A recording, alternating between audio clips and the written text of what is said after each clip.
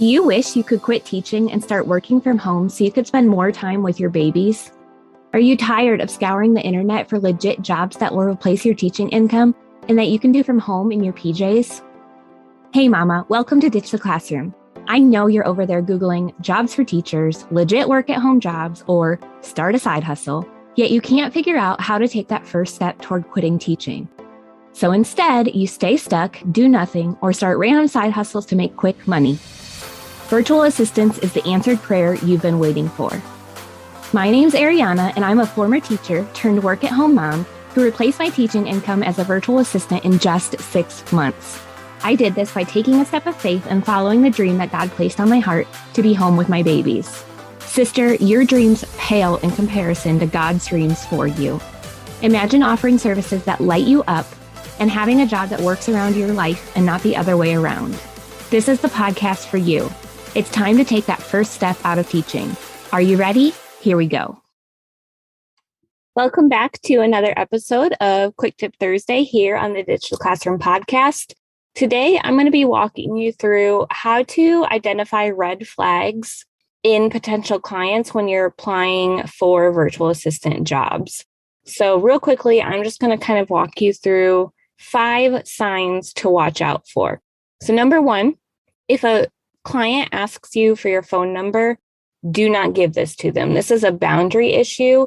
You should not be communicating with your potential clients on your cell phone number because then you can never turn work off.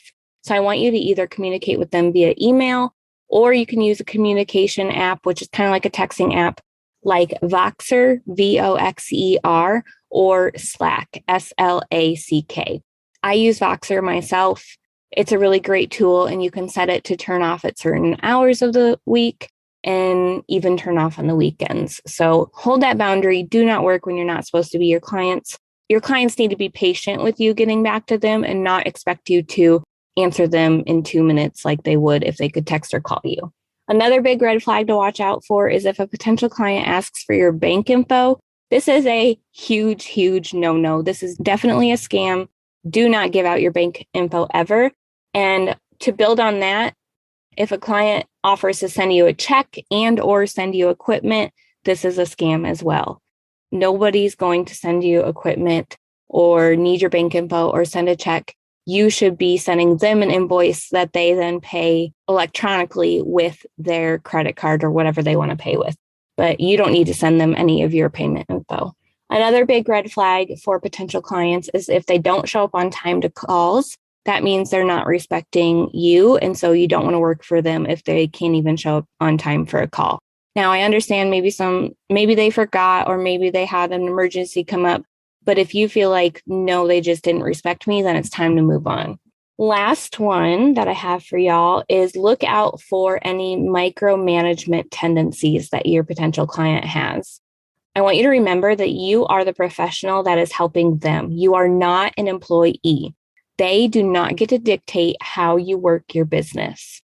So if you get any of those vibes on a discovery call or just in your preliminary messages when you're chatting with them, don't work with them. I promise you, you can find clients who really value and respect you, and you don't need to work with people who you get the feeling are not going to do that.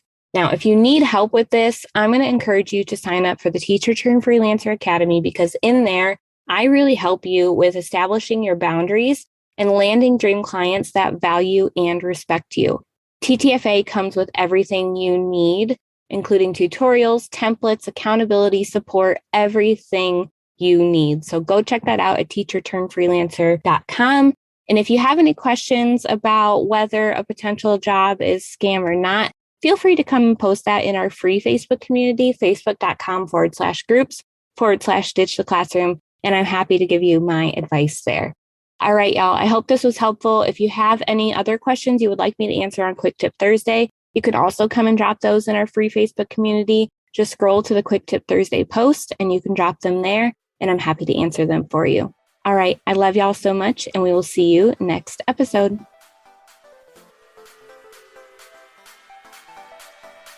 Thanks so much for hanging out with me today. I'd love to bless you with a free gift as a thank you. All you have to do is leave a review of the show on Apple Podcasts Take a screenshot and send it to podcast@ditchtheclassroom.com. I'll send you a code so you can snag my Ditch the Classroom toolkit for free. And don't forget to come hang out with us in our free community, facebook.com/groups/Ditch the Classroom. I'm so honored to support you in your journey to becoming a virtual assistant. Until next week, y'all, keep following the dreams that were placed on your heart so you too can ditch the classroom.